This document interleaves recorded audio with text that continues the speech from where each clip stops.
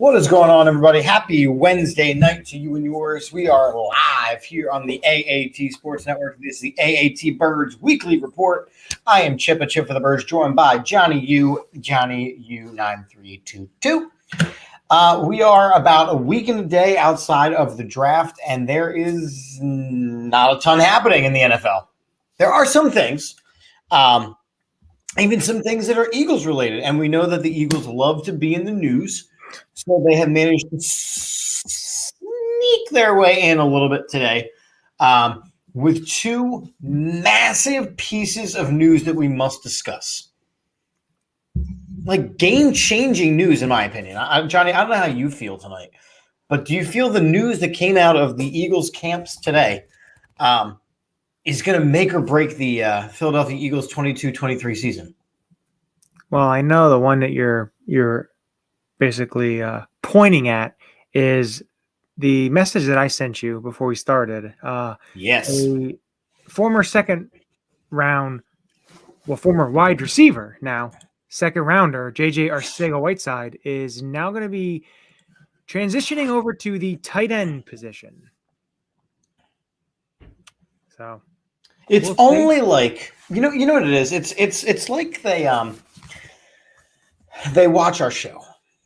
It has to be like they watch our show, because we've been clamoring for this for, I don't know, how long has JJ Arcega-Whiteside been in the league? Since 2019. Right, so since 2019 plus a day. We've been clamoring for this because JJ Arcega-Whiteside is just not an NFL wide receiver. And we have enough non-wide receivers on our team that we really just cannot stand to have the best blocking wide receiver in football in the wide receiver room. Now, I have to ask you though, Johnny, what does this do for Jay Jaw's career? Well, this is going to give him another avenue to try and prolong his NFL life, if you want to say, his NFL career. He's 6'2", 230-ish pounds. He has the frame to add some weight, so he's going to do that. He's going to be a tight end. He's going to be a blocky tight end, but let's see where it goes for him. Maybe it'll be a good transition for him, but he wasn't making the roster as a wide receiver, and we know that because you look at the Eagles, and we'll talk about a certain wide receiver who apparently is requesting a trade. So there's a couple out there, but you look at the wide receiver room, you're seeing all the mock drafts and all the talk about Eagles potentially picking a wide receiver in the first round once again. Tidbit: last time a team picked a first round receiver in 3 straight drafts, it was the Detroit Lions in the early 2000s. Funny thing on that though is they skipped a year and they didn't pick a quarterback, and then the following year they picked the receiver again, and that receiver wound up being Calvin Johnson. So maybe the Eagles will get it right, but again, I think the Eagles are going to be adding to the wide receiver room. So JJ Arcega-Whiteside was not going to be staying as a receiver, and this gives him an option to be a tight end, because the Eagles tight end depth chart, if you look at it, yes, you have Dallas Goedert.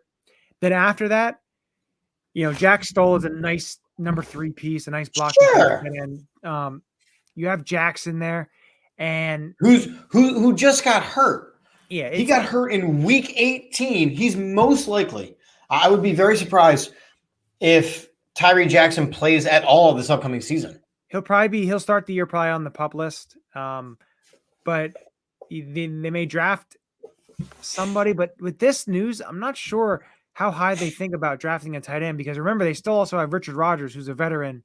Now he's only, I think, 28, which is, I thought he was a lot older than that, but you still have he's been in the league forever. Exactly. You still have him on the depth chart as well. So this kind of helps them in an area of maybe not having to draft a tight end, and they can focus on adding to the other holes that are on this roster. But again, we all know you like your JJ Arcega-Whiteside.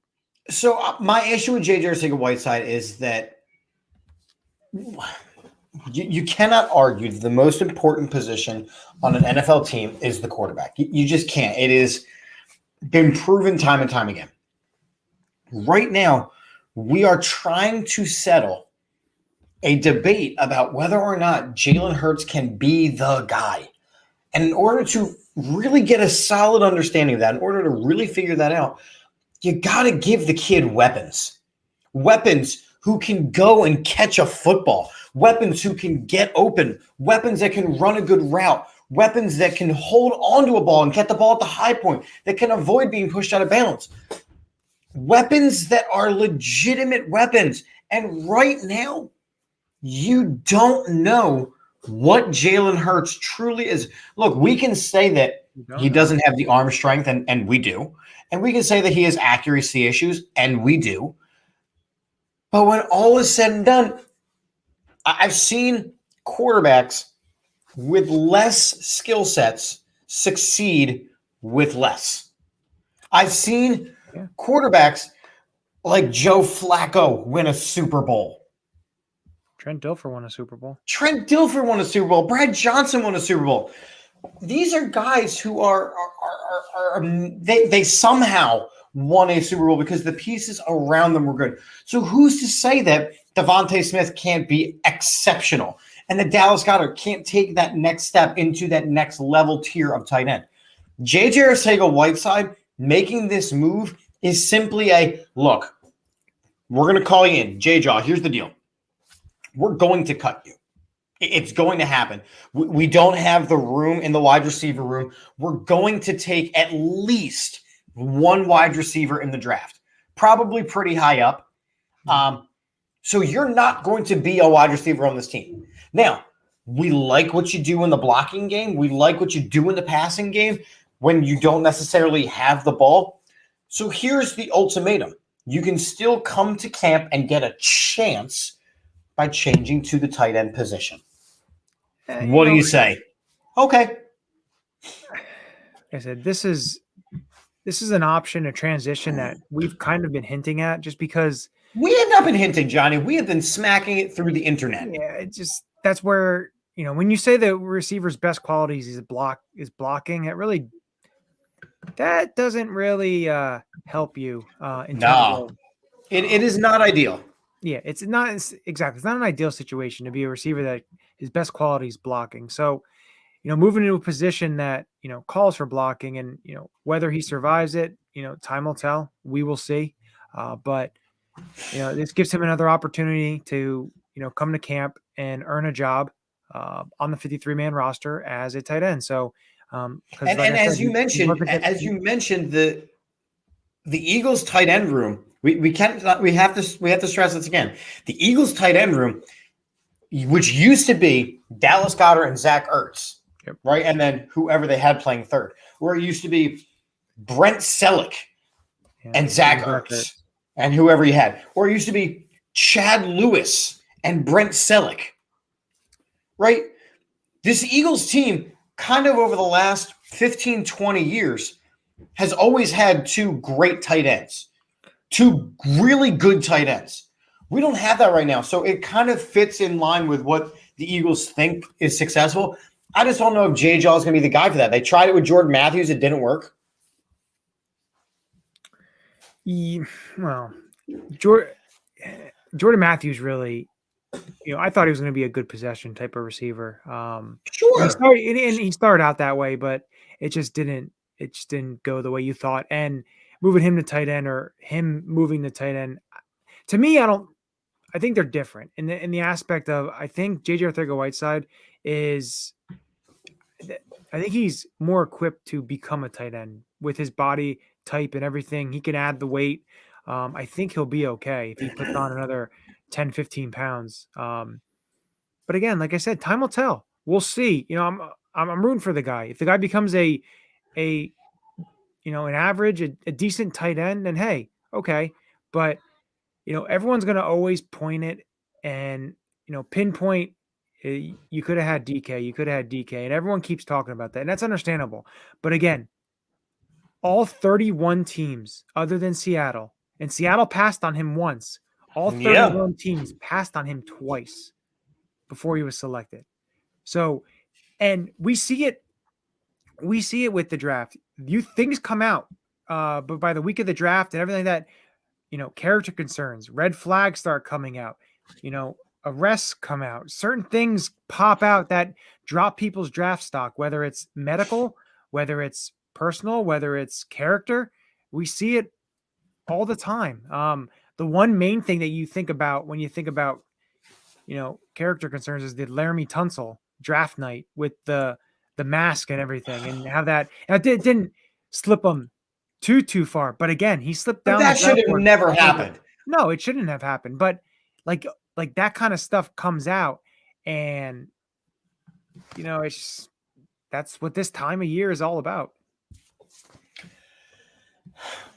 I agree that this is what this time of year is all about. However, making this move now says more to me about the Eagles' plans with J-Jaw than anything else. And it is very simple. We were going to cut you unless you at least try this. This is for the better of the team. He really doesn't have a choice. And if they cut him, then they cut him because he's not able to do it. I think that he does put himself immediately into I think he passes Jack Stoll. I think that he's right there with Richard Rodgers. But no one's throwing him the ball. Let me say this. I don't think he's on par with Richard Rodgers. No, probably not. Like I said, he's in the bottom of the barrel of tight ends right now. So yeah. So that's basically what I'm going to say with him. He's got a hill to climb if he wants to try to make the roster. He shouldn't have made the roster last year, but again, he did. So not that there was a ton of talent that should have superseded him, but again, I'll let you handle this one. Adam would like to know who's better, Rager or Whiteside, and how long until Jalen Rager says I'll play tight end as well. Yeah, well, Jalen Rager doesn't have the body size to play tight end. Jalen Rager, I don't see being on the roster that much longer. I could see him being dealt possibly after, possibly during the draft they package it, or after the draft. But to me, unfortunately, Whiteside's only given you very minimal production. Rager's at least done a tiny bit of something. Not that it's a lot, not that it's much of anything, but it's still more than Whiteside gave you. So, Whiteside gave you. So there's that. And who thought we'd spend 15 minutes talking about JJ Arcega-Whiteside? That's the most we've ever talked about him. Ever. I'm just looking just for funsies, and their career stats. I think Whiteside only has like 16 catches for 130 yards or something like that. Whoa. How dare you slight him, sir? 16 catches for 290 yards. Oh, I'm sorry. He had 169 yards alone in 2019. Yeah, that's the only thing. Jalen Rager's career receptions, 64 for 695 yards. Yeah. So it's kind of a simple who's better, but again, when you're talking about I think that Jimmy, who is joking about, he said J-Jaw should be a fullback. Jimmy, don't get me started on fullbacks. I believe that the fullback position must come back, but I think Jimmy is a little shocked about just how very bad those numbers are for first round picks and second round picks. Yeah, it's bad. It's atrocious. It is actually fireable in my opinion. And then you throw in Andre Dillard as well and his career playing statistics. It's an abomination. Okay. So since you brought this up, it kind of leads into it's a good lead in because there's something I wanted to bring up as well. Mm-hmm. Howie talked and he spoke about the trade and a couple of different things and him and Nick had a pre-draft press conference. But with this, I want to ask you this. Because listening to the press conference and everything, for me, Howie kind of sounded like a little bit of a likable guy throwing, frick in here and this and that. I think he sounded like an idiot. Now, listen. So you talked about fireable offense with these guys drafting this. Oh, understandable. Okay. What teams do you say are great drafting or have great GMs? And give me a team. Give me a team that's usually, a good team. Who do you think? Because I'm kind of curious because it kind of brings up a topic that I did talk to one of our writers about, and I want your take. I mean, I think it's tough. Oh, so Jimmy brings one up. Ravens are a good one. Ravens, I think, are a good one. But before I even really answer this, I do think it's a tough question because it's really hard to, in the moment, evaluate whether or not you were successful, right? It's very hard in the moment to evaluate your success. It is very easy by the end of the first season of a draft to go, wow, this was a mistake. But then we have the issue of, oh, well, we're pulling the plug on these guys too quickly. For there to be 3 surefire misses in the first 2 rounds, it says something. So, like, you look at a team like the Ravens. The Ravens have some success. You can look at other teams too, where it's like, okay, well, maybe this is going to be a good thing. Like, you assume that the Bengals are going to continue to find their success. You know, they have the quarterback, now they're going to put the other pieces around them. You can assume that these teams have the right picks. But with the Eagles, what I think infuriates me is that you look at these picks and you go, there is no way that was the right decision. So, but again, you bring this up. Now, I'll get to the Ravens for Jimmy, but I want to bring up a team like the New England Patriots. So you talk about surefire misses, and you look in 2018, they drafted a running back, Sony Michel, who's no longer on the team in the first round. Isaiah Wynn, who's been playing, he's pretty good offensive lineman. I kind of would. I say that's a good pick. Sony Michel, sure. I say that's a miss because he's no longer on the team. The next year, N'Keal Harry. But hold on. Because I hear what you're saying, but how you're judging that, I don't think makes a lot of sense. Simply because if you look at the player rather than the player to the team, like Sony Michel is now successful where he is, and I wouldn't say he's successful. He's a rotational type of running back. That's what he is. Okay. Running backs. He's a rotational thing. He's not a terrible player. But here, wide receiver N'Keal Harry. I wouldn't say N'Keal Harry's having a really good career. You want to lump him and Jalen Reagor together. Right there, 2 first-round wide receivers. But when you look at a team like the Patriots, up until Tom Brady left them, they didn't need to rely on the draft. So, number one, they always pick towards the back end of the first round. Right? They always pick toward the back end of the first round because they're always, high up in the playoffs or, Super Bowls or whatever it may be. And they already had the pieces that they need in the way Bill Belichick runs things. You didn't necessarily need for your rookies to contribute. Okay. The Eagles needed their rookies to contribute. So how about this? I'm going to go to the Ravens and I want to break down from 2016 because that's when Howie came back. 2016 up into, we could do 2019 because we could do 2020 if you want, or 2019. But I'm going to go through the first couple picks. So first and second round. And if they have any guys. So 2016, the Ravens had the 6th pick and they picked Ronnie Stanley. Now, very, very good pick. But the thing about it is, he's only played 7 games in the last 2 years. Right. So still, it's still a good pick. Well, again, was that his MO back when he was in college? I wouldn't say it was his MO because when he played for them in 2016, 2017, 2018, and 2019, he missed a total of, let's say 2, and then 2 to 4. So he missed a total of 8 games in 4 years.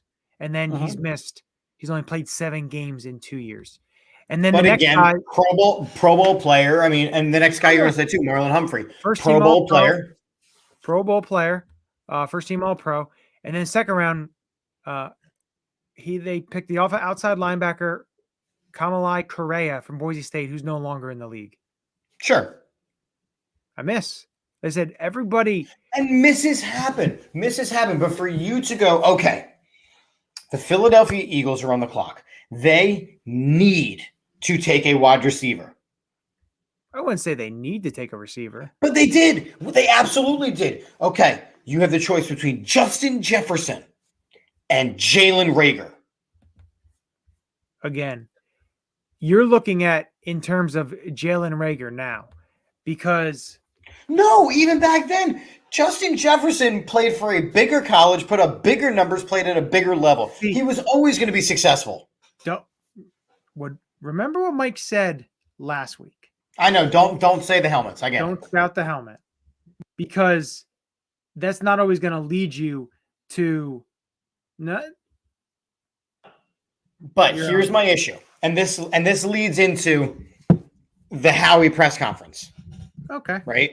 This leads into the Howie press conference that he just had. Howie made a very big deal about how the wide receiver market this year is what is the position this season that is, the mining industry, and how one position every offseason kind of bursts and explodes all over the market, right? I think last year was more quarterbacks. You saw all the quarterbacks switching teams and doing things like that. I'm gonna say that.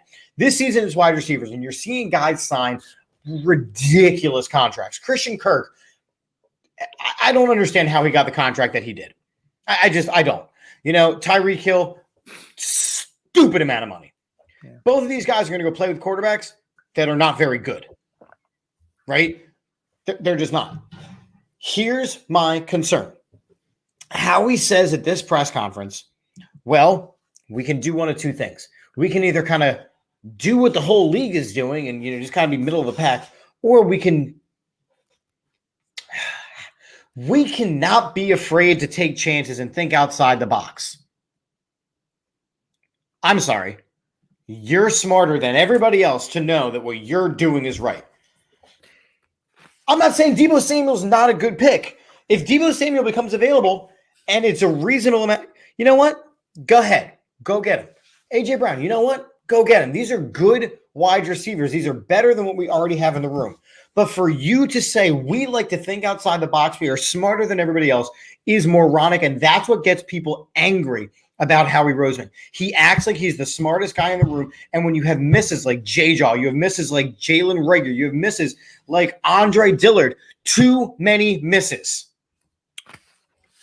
Yeah, but again, you say too many misses, but they also got what players, like I think the 2019 draft, when they got Dallas Goedert, Avonte Maddox, Josh Sweat, Jordan Mailata. So, sure, guys that are still there. Jordan Mailata was one of those we're smarter than you guys thing, and it just has happened to work out. But again, that's the rarity. Sometimes you got to go with the surefire pick. Listen, you look at a lot of GMs around the league, and no GM is perfect. And there's a lot of, like I said, thank you, Jimmy. Shoulda, coulda, wouldas. There are. It is what it is. And again, yeah, Dalvin Cook is great, but again, he's been hurt the last 2 years. Running back shelf life isn't very long. And for me, running backs in this league are just completely forgotten. You look at a guy like Christian McCaffrey, who always hurt. I was told to pick I had the number 1 overall pick in a fantasy draft, and Mike said, you got to take CMC. I said, but his injuries concern me. I lost that league because of him. Yeah, the one thing, though, is this press conference. The one question I liked, and Zach Berman from The Athletic asked it, and it was, what's your personal approach to scouting? How familiar do you get with all the prospects? How hands-on are you in the meetings? And it was posed to Nick, which I liked, because he actually finally got a question.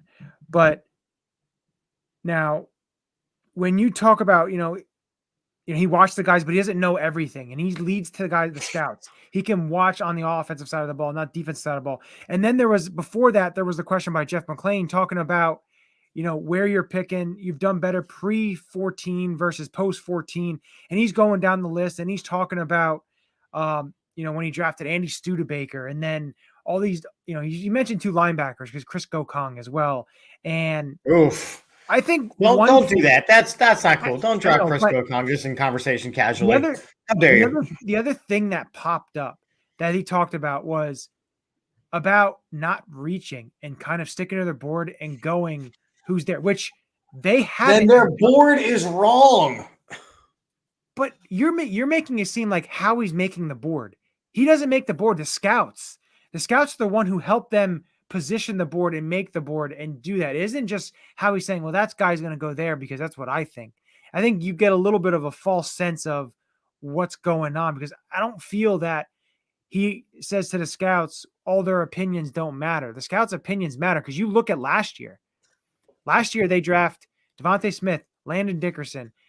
They had a good draft, and I think they can build upon that into this year. And I think they're starting to realize that, you don't go, if you're drafted at 15 and the best player available is, a wide receiver, or the best player available is I don't want to say safety because there isn't many safeties, but again, you're not reaching. You're not saying, hey, I need a defensive lineman. I need an edge rusher, but all the edge rushers went early.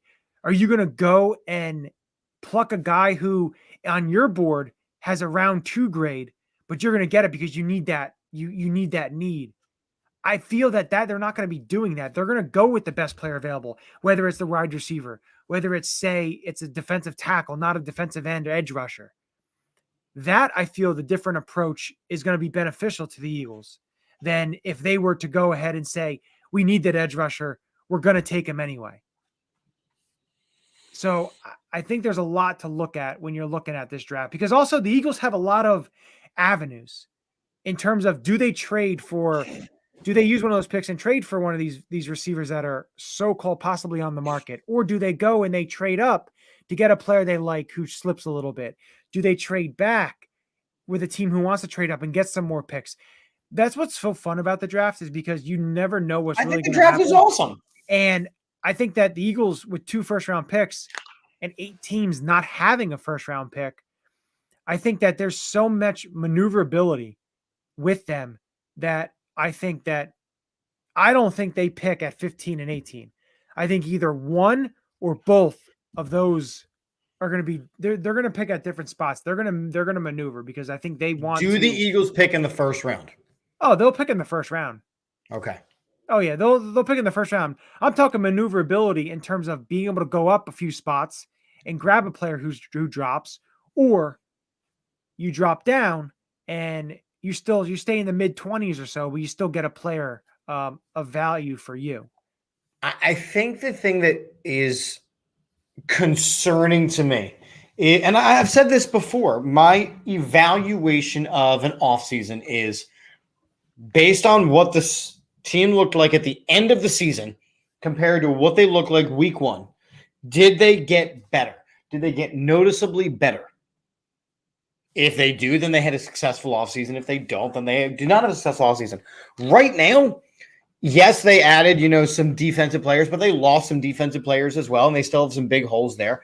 Offense, they have not done anything, literally anything, that is worth talking about. Not a single damn thing that's worth. I'm sorry, bringing in the dude from the Colts is just not it. It's just not it. This team right now is on par to be worse than last season, because the tape is already out there on this team. I think you're a little bit overreacting. I don't. Yes, they brought in Hassan Reddick, but they still haven't brought in a safety to replace people that are leaving. Rodney McLeod is a big loss. Yeah, but his game has slipped a little bit. Sure, but right now it's not better than Epps. Or his game, I'm sorry, is better than Epps. I don't know. I think Epps played very well last year, and they're high on Epps. And I think you're thinking of Epps of 2019 and 2020. Players do get better, progressively better. This is a good point. Reddick was a discount signing, agreed. So was Kaiser White, because we have to depend on Gannon to use him right. And nothing that I've seen out of Gannon says he knows how to use his defensive weapons. Nothing. Add that to the uncertainty of quarterback. Add that to the uncertainty of who he's actually going to throw the damn ball to. Add that to the uncertainty of an offensive line that, yes, was very healthy last season, but typically is not. The Eagles have to have 2 hit first-round picks this year. They have to have 2 guys in this draft that are able to contribute this season.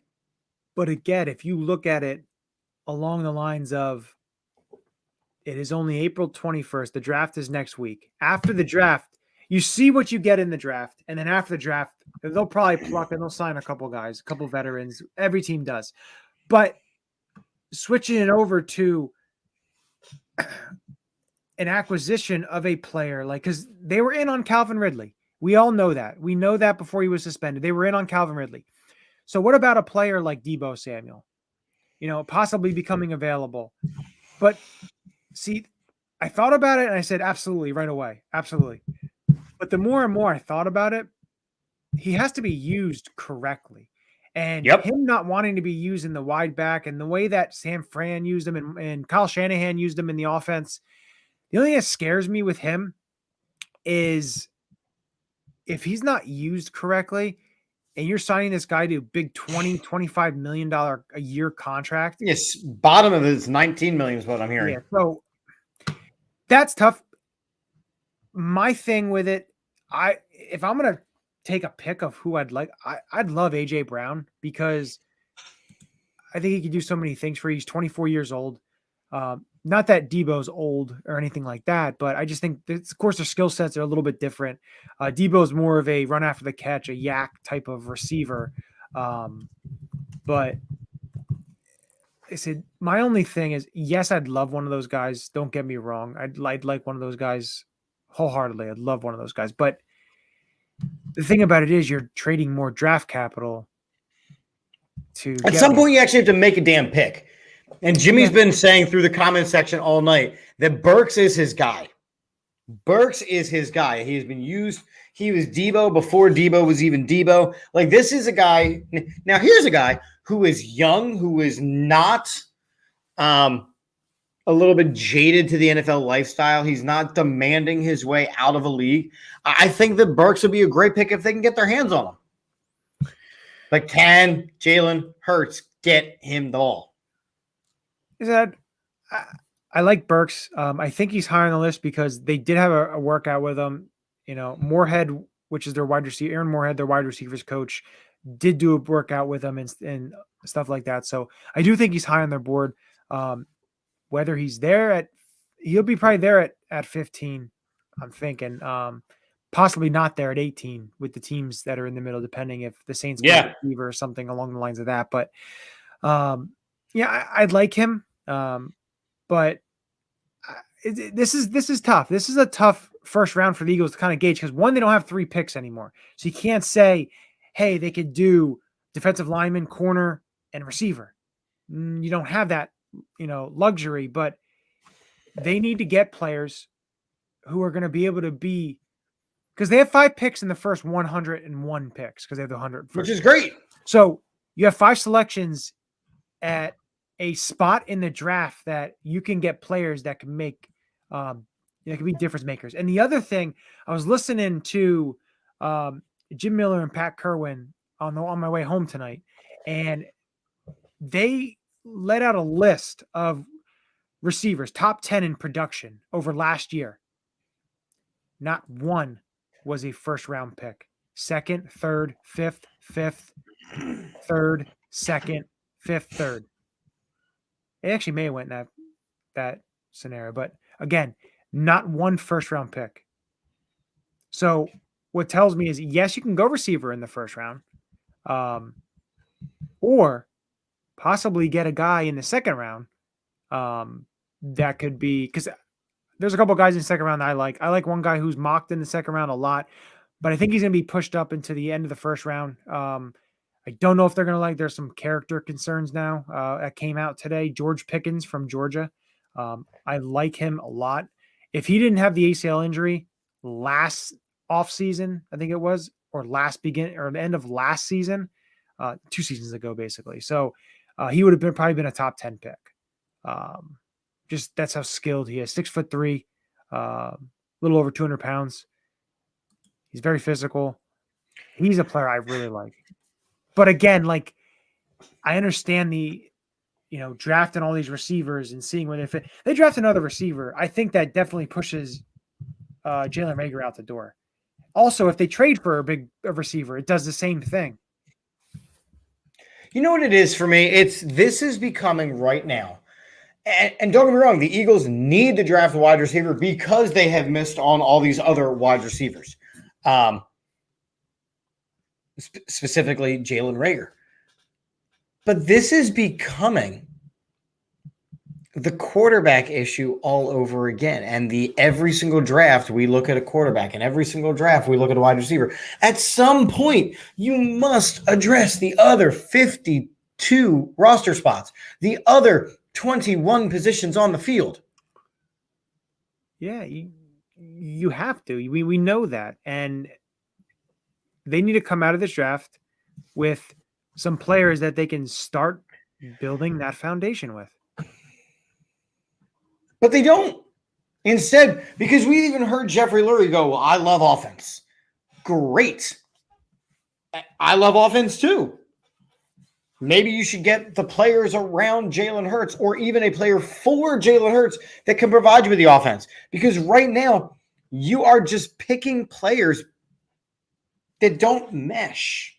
But the one thing that There's no mesh. But the one thing that I find funny is people will complain and say they need to get weapons for Jalen. You got to build around him. You got to build around him.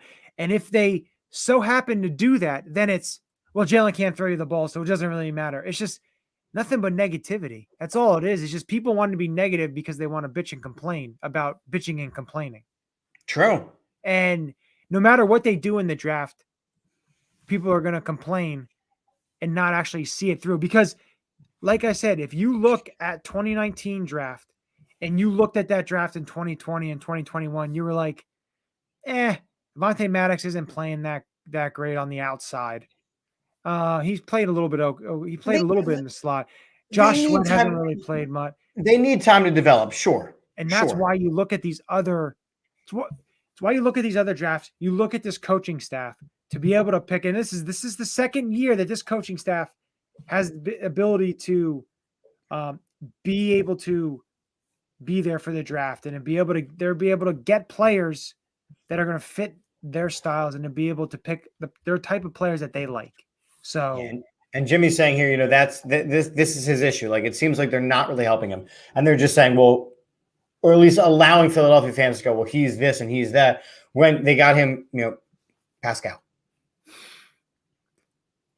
Yeah, like they trade away. Jalen Hurts is a quarterback who would benefit from superior tight ends because that's where his arm strength is right now.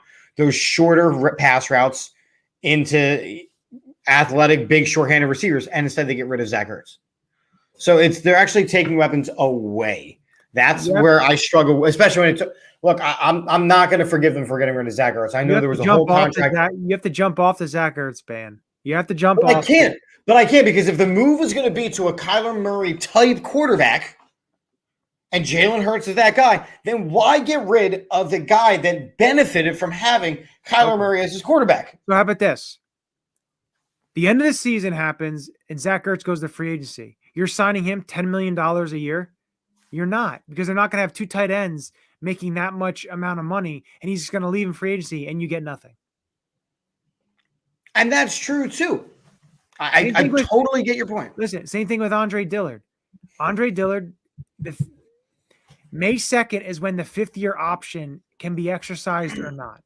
They're probably not going to exercise that fifth-year option because it's a lot of money, which means if you want to trade him and it makes him more valuable to another team, you need to trade him before May 2nd, which would mean you trade him either during the draft or before the draft to a team that needs an offensive tackle that could have him for 2 years if they extend him in that thing. So to me, it's not like, okay, well, we're just going to play with Andre Dillard and then basically just, trade him and not get as much because it's after May 2nd. So you have to get what you have to get.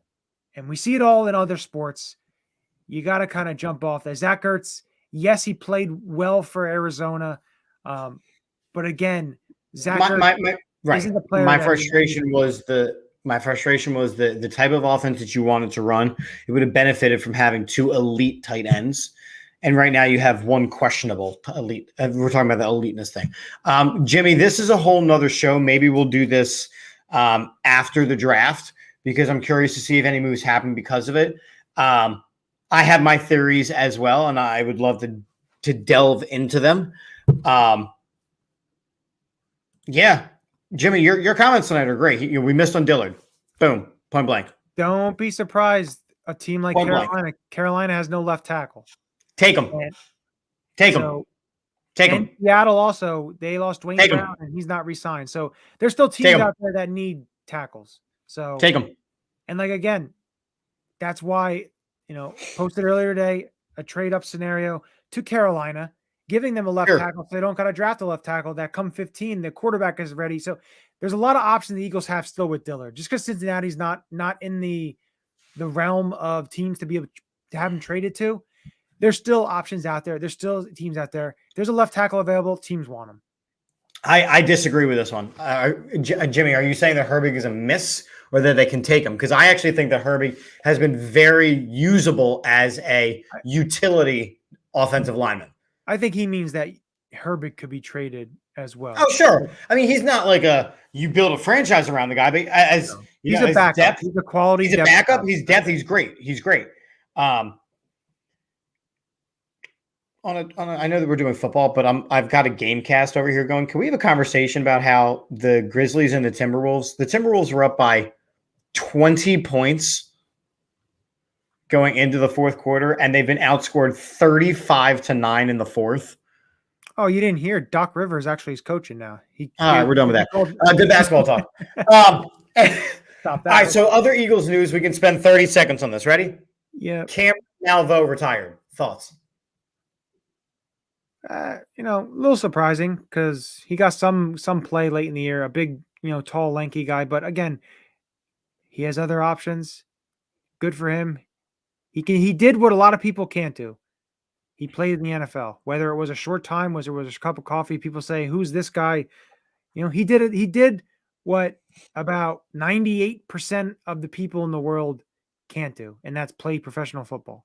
So, good for him. Good luck on his future endeavors. But again, this also opens up an opportunity that there isn't much. You look at the edge and the defensive line, and I'll say edge rushers. Brandon Graham's on a 1-year structure of a deal. Yes, a 2-year deal. Hey, if he plays well this year, he'll probably be back next year. Brandon Graham, I know he mentioned possibly this may be his last year. And there's a lot of talk and speculation that it could be his final season with the Eagles. Teron Jackson is a second-year guy that we really don't know a lot about. You have John, let him develop. Hassan Reddick on the other side. But again, this is why the Eagles need to draft an edge rusher. They need to draft. Like all these talks about trading these players. The draft is in 7 days. It's in 7 days. Calm down. You have to draft players. Like you can trade and say as many picks as you want, but this isn't like Monopoly. Like collecting properties isn't the way to go. Collecting draft picks isn't the way to go. At some point, you got to make the picks and actually see what you got. And they'll do that in 1 week. Is the first round, then the second and third round, and then the rest of the draft. So don't worry. All right. I'm worried, Johnny. I'm worried. But it's going to be okay. That, I think that's a good way to wrap it up. I agree. We got some great sponsors here. First off, thank you to everybody watching and commenting. Jimmy, Adam, Mikey, I know you guys are all commenting. I appreciate you. You guys rock. We could not do what we do without you. Great sponsors, Statement Games, fun, free twist on fantasy sports. Link in the bio. We have our AATSportsNetwork.com/shop. Once we get some of these first-round picks, maybe some new shirts will appear. Who knows? Who knows? Maybe they'll be themed toward these players. Symbol, stock market for sports. Use the code AAT Sports when you sign up. We also have Vinny's Pizza and Restaurant off of the Iroquois Trail in the Old Town Shopping Center in Allentown. Vinny's Pizza, PA.com. And then you can go to dinner. So do lunch and then dinner. Same shopping center, Stuff to the Grills off of the Iroquois Trail. Same shopping center, StuffToTheGrills.com. We also have Triple Threat Bets at TripleThreatWagers.com.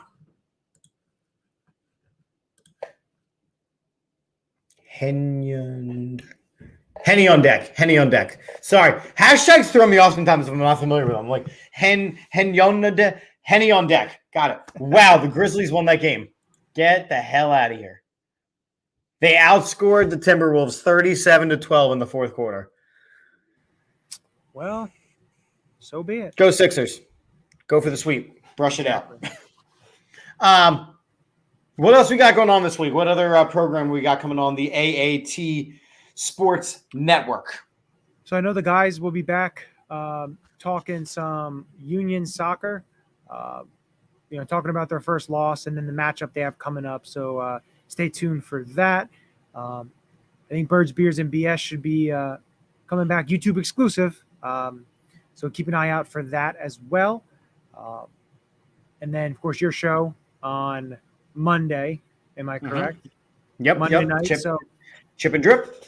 Chip and Drip. So that'll be coming as well. Sunday not to night. mention an all-new episode. Not to mention an all-new episode of Fandemonium airing on Saturday. There is a brand new episode, and Sunday night actually is the Burning Bridges podcast. We did not do last week because, of course, Easter Sunday. So we are doing it this Sunday. So definitely keep an eye out for that. We haven't heard Jeremy talk in a couple of weeks, so he should have a lot to say. Man. It should be a pre-draft Jeremy. And keep an eye out. There are some awesome tweets. I will say that. But the draft is a week away. Our next show will be next Wednesday, the day before the draft. And I think that we're going to do some fun stuff with it. I'm not sure if there's going to be any Eagles news. Probably not. If not, most likely. We're going to be doing a full first round mock draft. Have a little fun with it. We'll put our thoughts in and see where teams are going to go and how they're going to make their teams better. But it should be fun. Should be it'll be a good one. Should be very interesting and fun. And then we're still talking on when we're going to have the post-draft show to discuss the Eagles picks and when we're going to do that. And also, this Saturday is the 2-year anniversary for All About the Birds. So that's another fun little milestone that we have. That's pretty cool. So that's pretty cool. We did it, guys. World's best cup of coffee. Exactly. All right. I'm Chip. That's Johnny. Make sure you are liking, subscribing, sharing, doing all that good stuff. And as we end every show here on the AAT Sports Network and AAT Birds, a positive and a very happy, and Peanuts checking in. Yep, 2 years, my friend, 2 years. And now you are a part of it, my friend. Very positive and a very happy. Go Birds! Go Birds!